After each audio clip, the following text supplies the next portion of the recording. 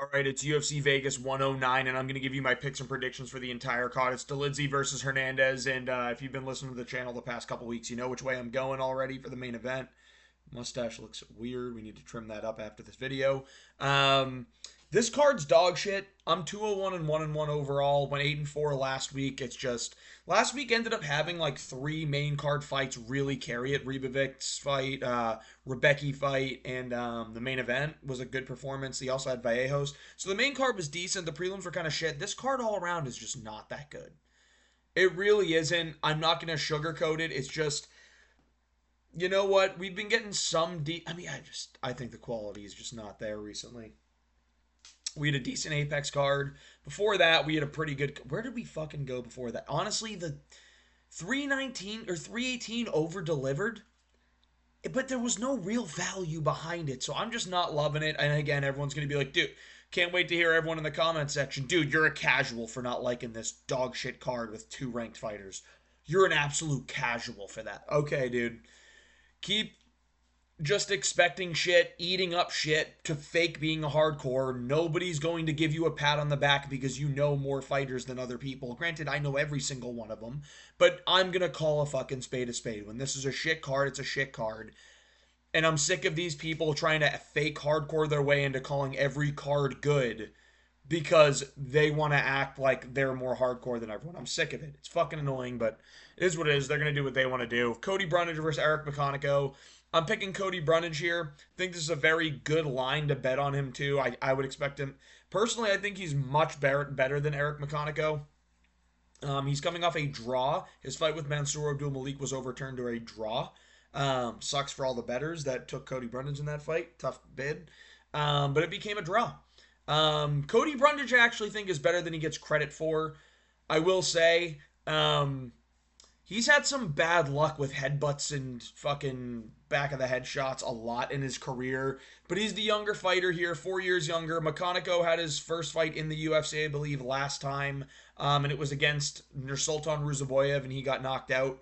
He didn't look good in it. Ruzaboyev didn't look great in it until he got the finish, but I'm going to pick Brundage here. I think his wrestling's much better than McConico's. I think he's much physically stronger, and I think he's going to have more power. So I'm going to pick Brundage to win this fight by a second round knockout. I can see him getting a second round knockout. I can also see him getting like an arm triangle sub. But Brundage is, he's been trying to go in there and swing when it's not against like the world class fighters they keep putting up. The next matchup for Cody Brundage is at this rate is going to be a Teba Gautier. They're going to be like, all right, Gautier, it's time for your Brundage test. Because this guy's gotten just absolute, like, fucking killers, honestly. Like, he's had to face the Mansour Abdul Malik, a guy that a lot of people were terrified of, you know what I mean? Abdul Razak Al Hassan hits really hard. I just feel like Brundage gets these kinds of fights. But I'm going to pick Cody Brundage to win this one. I think he's going to get it done. I think second round knockout. And I think this is a very good add to a parlay. If you want to lay some chalk, I think this is a good straight bet that I feel confident about. Cody Brundage over Eric McConico is the first pick. Then I'm going Gabriela Fernandez beating Julia Stoliarenko. I think Stoliarenko's terrible. I think she struggles to get the fight to the ground. When it's on the ground, she's got decent grappling. She struggles to get it there. Even on the ground, though, it's not like she's fighting Molly McCann this time, right? You know her from subbing Molly McCann as a big underdog. She's fighting Gabriela Fernandez, who I think's really good. She finished Wayne Kong, and granted, I think that was a big upset, huge upset in that one. But she hasn't been finished. She's gone to the ground. She's been in the UFC for 4 fights now. Fought really good talent. Jasmine Jasudavicius, really good talent. She arguably could have beaten Teresa Bleda, if I remember correctly. She beat Carly Judice by split decision. That's a good win. Everything we've known about Carly Judice in the future so far. What was the fight here? Teresa Bleda. Oh, she got 30-27. She got smudged in the grappling by Teresa Bleda. Okay. I just don't think Stoliarenko can get it to the ground, and I don't think she's dominant enough and physically strong enough to keep it there. I think Fernandez gets a finish in this fight. I'm going to say round 2. Stoliarenko is very finish or be finished. She has good jiu-jitsu, but so does Gabriela Fernandez, and she has improved a lot. Fernandez is also a lot more dangerous on the feet, so I think she's going to be able to land good kicks, end up landing with punches upstairs. I think she gets it done. I'm picking Gabriela Fernandez in this fight. Round 2, TKO. That's what I'm going with. Uros Medic versus Gilbert Urbina. I'm gonna pick Uros Medic. There's a little bit of danger when fighting a guy like Gilbert Urbina, but I actually think that Uros Medic is gonna chin him. I or is he gonna get a fucking decision here? Urbina got slumped by Charles Rad. You know what? I'm going to go Medic decision. I think he gets this one done by just outstriking and outclassing Gilbert Urbina here. I know Medic got slumped bad by Puna Soriano last time. He's knocked out like Tim Means, even though he's looked so much better at this weight. And I know he's a finisher. He's a finisher, bro. He got subbed by Oralby. I don't think Urbina's going to get him to the ground and sub him, though. He knocked out Semmelsberger. He knocked out Omar Morales. He's been so much better here at 170. Other than, I mean, he did have 2 losses recently, but I'm going to pick him to get this one done. I can see a decision. I can see Gilbert Urbina being tough to finish here. Let's see recently. I know he got knocked out by Radke. Well, he has been finished all 3 times, so there's probably not a chance it goes to decision, right? He got knocked out by Trayshawn Gore on The Ultimate Fighter. I don't think Gilbert Urbina is good at all. I'm going to pick Medic. I think he gets a knockout. I do. I think he can find a knockout in this fight. Maybe like a nasty knee or an elbow or just lands a straight 2. I don't know how the method of knockout's going to come. It's going to be in the first 2 rounds. I'm going to pick a round 2 knockout here again. I'm going to go back-to-back-to-back round 2 KOs. So I'm going to Uros Medic here. He's just better than Gilbert Urbina, man. Jocelyn Edwards versus Priscilla Cachoeira. I'm going Jocelyn Edwards to win a 30-27, pretty dominant decision. I can also see a finish here in the later rounds. I think Jocelyn Edwards is actually pretty good for women's bantamweight. It's the worst division in the UFC, but I think she's pretty good. I think her kicks are good. I think she's got power. I think her boxing's good. Her defensive grappling has been much better. She had a tough fight against, like, Aylin Perez is a tough opponent, but she bounced back with a big knockout win over Chelsea Chandler. She subbed Tamaris Vidal. The loss over Aylin Perez was very, very close. She lost a decision to Nora Cornell that I think she won. So I think Jocelyn Edwards is ranked material, and I just think Priscilla Cachoeira is not. Jocelyn Edwards is younger. She's more powerful. I think she's going to look bigger in there, and I don't think she's going to be a fish out of water on the ground here in this fight. I think her takedown defense is going to be good, and Priscilla Cachoeira doesn't get it to the ground. So I'm going to go with Jocelyn Edwards. I think she gets this one done. 30-27 decision. Butchers Priscilla Cachoeira. Toshiomi Kazama versus Elijah Smith. I'm going Elijah Smith. Listen, I think Elijah Smith is tremendously overrated, but he's fighting a guy that's not that good. Toshiomi Kazama is not that good. He got dropped by Charalampos Gregorio and then got a submission. I don't think that Elijah Smith is going to get caught up in a Toshiomi Kazama submission, seeing that Vince Morales couldn't submit him, and he had him in some really tough submission positions. So I think Elijah Smith dominates this one. I think he's going to end up finding a finish. Toshiomi Kazama has been knocked out plenty of times. He's been knocked down. And I think Elijah Smith's going to be able to look much better in this performance than he did in Vince Morales. It's a big step down in competition, in my opinion. So I think they're trying to build this kid up a little bit more. They gave him a layup here. I think he can find the knockout in round 1. So I'm going to go with Elijah Smith KO in round 1. Moving on, Julius Walker versus Rafael Carcaria. I'm going to pick Julius. Look at these odds, bro. There's no good, like, tough, close matchups. That's why I say the Brundage one's the best bet on the card, because I think it's the best bang for your buck. But I'm going Julius Walker, round 1 knockout over Rafael Carcaria. I've seen Rafael Carcaria quit twice in the UFC, gets hit, covers up, gets knocked out. That's what happens with this dude. I watched Julius Walker go to a very close decision with Alonzo Menafield where he hurt Menafield a lot of times, and Menafield's a ranked guy.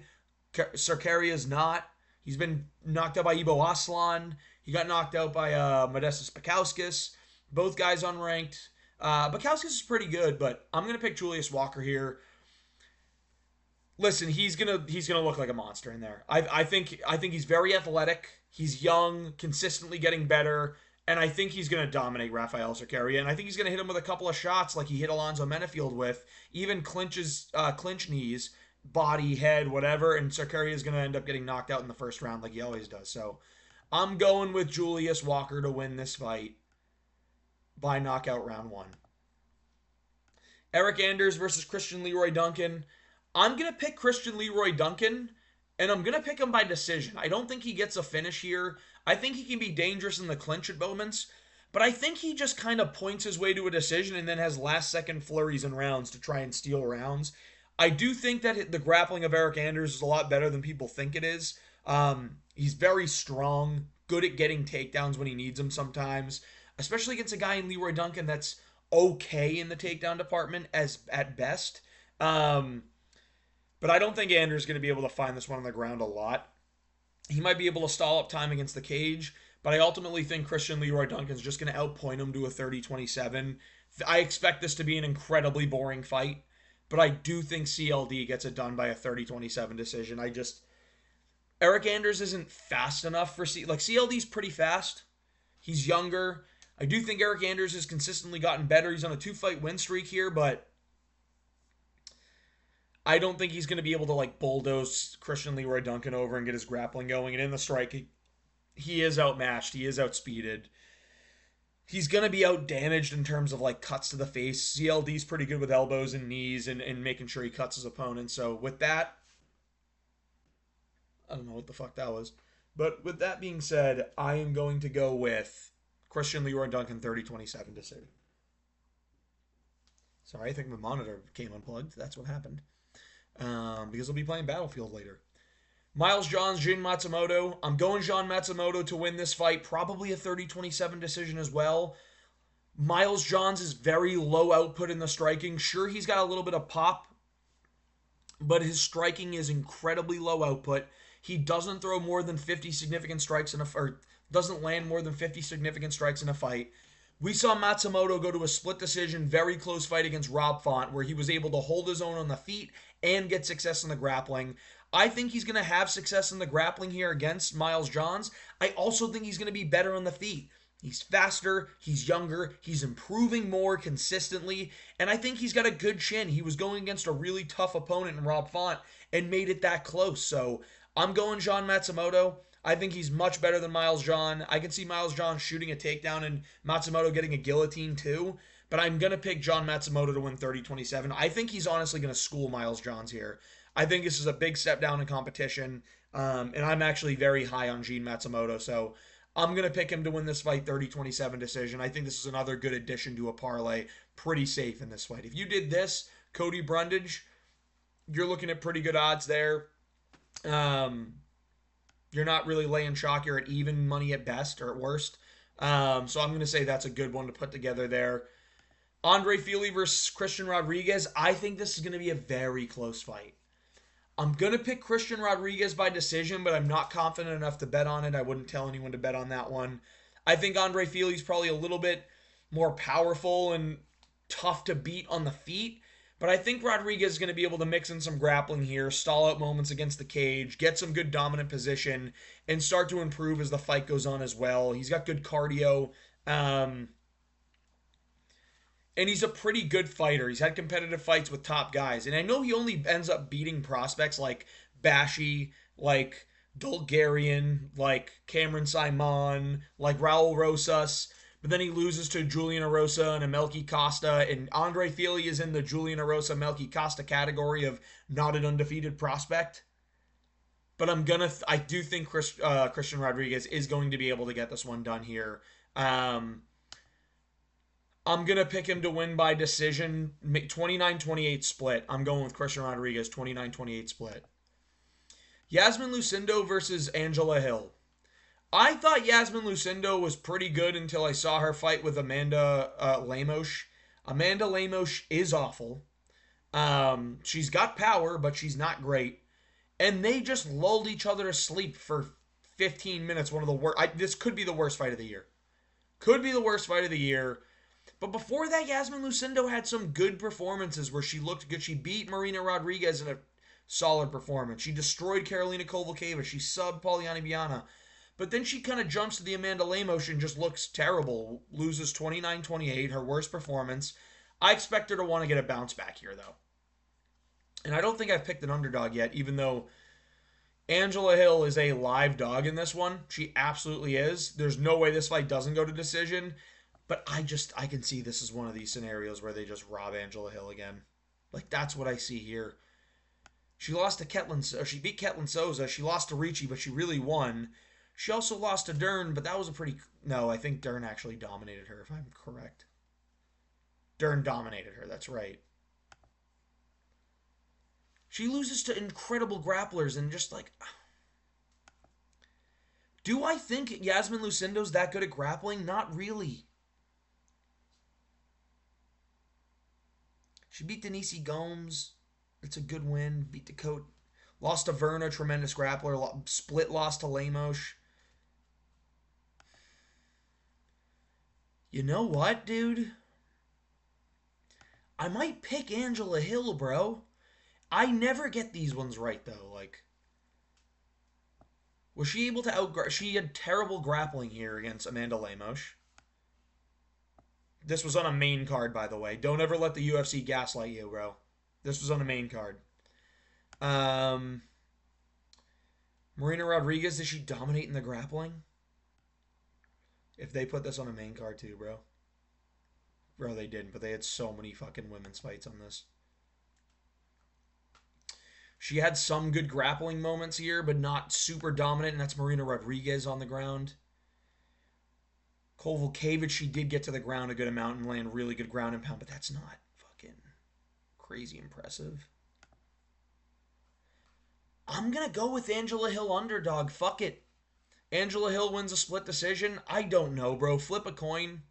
I'm going to go Angela Hill split decision. Yasmin Lucindo's 23. Angela Hill's crafty. She's been in the game longer. She's going to know what to do in moments when it's close.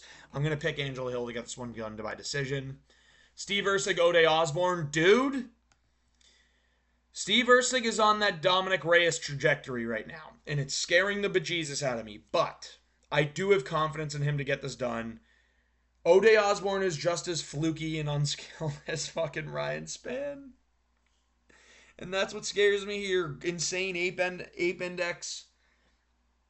When you look at Reyes, he has an incredibly close fight that he wins against the champion. Erceg has an incredibly close fight against a champion that he could have won. Pantoja won, but Erceg could have won. A lot of people have argued for it. There have been moments where I've watched the fight and been like, dude, Erceg could have won that. Then you have Erceg end up getting chinned by Kai Kara France, the same way that that Dom Reyes got chinned by Jan Blachowicz. Then you have the fucking Brandon Moreno fight, which he didn't get chinned, but he loses the Moreno fight next. Right? It was the Moreno fight. There wasn't one in between. Yeah, he loses the Moreno fight by decision.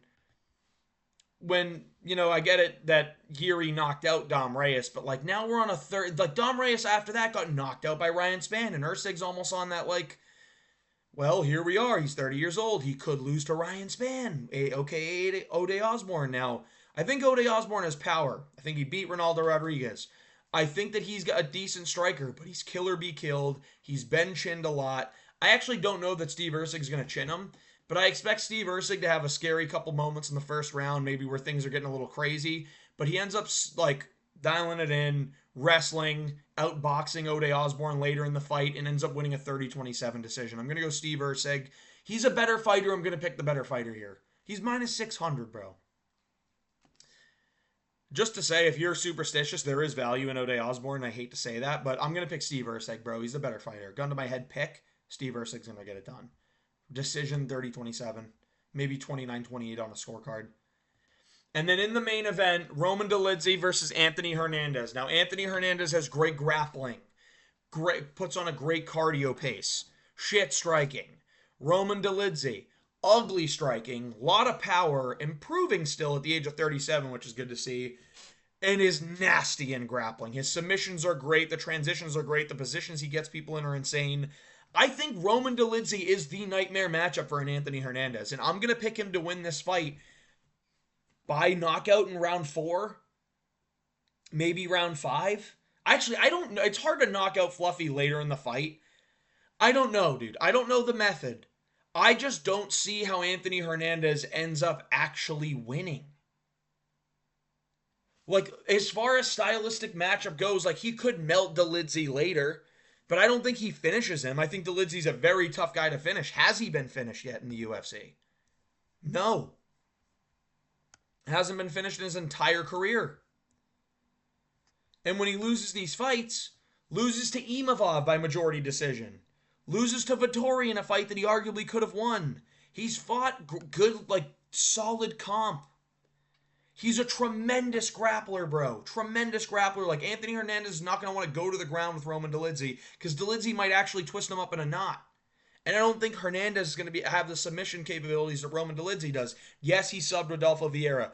Rodolfo Vieira tired out and was just shooting for legs and got latched up in a darce or a guillotine. I don't think that happens to a Roman Dolidze here. I don't. And in the striking, Anthony Hernandez is so hittable.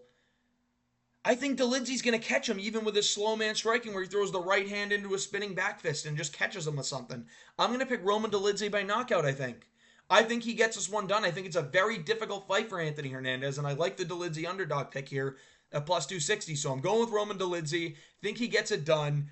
Flukes his way back into the top 10.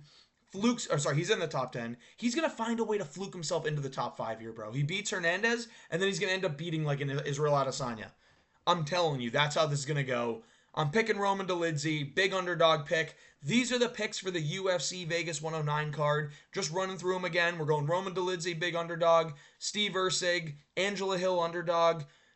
Christian Rodriguez, John Matsumoto, Christian Leroy Duncan, Julius Walker, Elijah Smith, Jocelyn Edwards, Uros Medic, Gabriela Fernandez, and lastly, Cody Brundage. Hope you guys enjoyed the video. If you did, please like and subscribe. It's tough to do picks for a card like this, man. It is what it is, but I'll be watching probably.